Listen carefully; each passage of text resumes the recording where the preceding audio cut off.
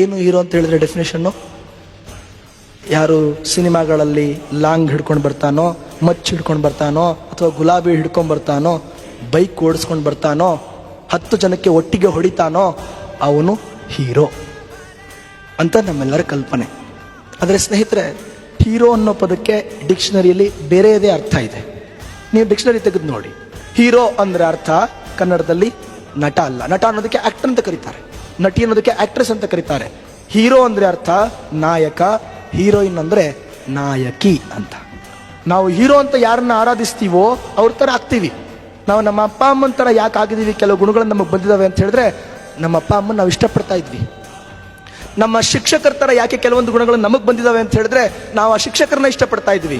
ನಮ್ಮ ಕಣ್ಣೆದುರುಗಡೆ ಸದಾಕಾಲ ಮಚ್ಚು, ಲಾಂಗು, ಗುಲಾಬಿಗಳು ಓಡಾಡ್ತಾ ಇದ್ರೆ, ಬೈಕ್ಗಳು ಓಡಾಡ್ತಾ ಇದ್ರೆ, ಅವ್ರನ್ನ ಹೀರೋ ಅಂತ ಪ್ರತಿಬಿಂಬಿಸ್ತಾ ಇದ್ರೆ, ಅವರ ಆರಾಧನಾ ಪ್ರವೃತ್ತಿ ನಮ್ಮ ಮನಸ್ಸಿನೊಳಗಡೆ ಬೆಳೀತಾ ಇದ್ರೆ, ನಾವು ಅವ್ರೇನು ಕೆಟ್ಟ ಕೆಲಸಗಳನ್ನ ಸಿನಿಮಾದಲ್ಲಿ ಮಾಡ್ತಾ ಇದ್ದಾರೋ ಅದೇ ಥರ ಆಗ್ಬಿಡ್ತೀವಿ. ಸಹಜ.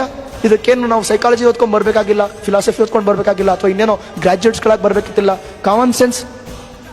ಇವತ್ತು ಸಿನಿಮಾ ತಾರೆಗಳನ್ನ ಇಷ್ಟಪಡ್ತಾ ಇರೋದ್ರಿಂದ ಸಿನಿಮಾ ತಾರೆಗಳು ಸಿನಿಮಾದಲ್ಲಿ ತೋರಿಸ್ತಕ್ಕಂಥ ಎಲ್ಲ ಕೆಟ್ಟ ಗುಣಗಳು ನಮ್ಮ ಮಕ್ಕಳಲ್ಲಿ ಆವಾಹನೆ ಆಗ್ತಾ ಇದೆ. ಇದನ್ನು ತಪ್ಪಿಸೋದಕ್ಕೆ ಏನು ಮಾಡಬೇಕು? ನಿಜವಾದ ಹೀರೋ ಯಾರು ಅಂತ ಅವ್ರಿಗೆ ಹೇಳ್ಕೊಡ್ಬೇಕು. ಯಾರು ನಾಯಕ ಅಂದರೆ ಯಾರು ದೇಶಕ್ಕೋಸ್ಕರ, ಯಾರು ಧರ್ಮಕ್ಕೋಸ್ಕರ, ಯಾರು ಸಮಾಜಕ್ಕೋಸ್ಕರ, ಯಾರು ಇನ್ನೊಬ್ಬರಿಗೋಸ್ಕರ, ಯಾರು ತಮ್ಮೂರಿಗೋಸ್ಕರ, ತನ್ನ ಜನರಿಗೋಸ್ಕರ ಪ್ರಾಣ ಕೊಟ್ಟಿರ್ತಾನೋ, ಯಾರು ದೇಶಕ್ಕೋಸ್ಕರ ಮರುಗುತ್ತಾನೋ, ಯಾರು ದೇಶಕ್ಕೋಸ್ಕರ ಕಣ್ಣೀರಿಡ್ತಾನೋ, ಯಾರು ದೇಶಕ್ಕೋಸ್ಕರ ತನ್ನ ಜೀವನವನ್ನು ಸಮರ್ಪಿಸ್ತಾನೋ, ಯಾರು ದೇಶಕ್ಕೋಸ್ಕರ ತನ್ನ ಸಮಯವನ್ನು ಮೀಸಲಿಡ್ತಾನೋ ಅಂಥವನನ್ನ ಹೀರೋ ಅಂತ ಕರೀಬೇಕಾಗತ್ತೆ. ಈ ಒಂದು ಪಾಠವನ್ನ ನಮ್ಮ ಜನಾಂಗಕ್ಕೆ, ಯುವ ಜನಾಂಗಕ್ಕೆ, ವಿಶೇಷವಾಗಿ ಹೈಸ್ಕೂಲ್ ಮಕ್ಕಳಿಗೆ ನಾವು ಸಾರ್ವತ್ರಿಕವಾಗಿ, ವ್ಯಾಪಕವಾಗಿ 1 ವರ್ಷ ಬೋಧನೆ ಮಾಡಿದರೆ ಸಾಕು. ಒಂದೇ 1 ವರ್ಷ ಬೋಧನೆ ಮಾಡಿದರೆ ಸಾಕು, ದೇಶದ ಭವಿಷ್ಯ ಬದಲಾಗುತ್ತೆ.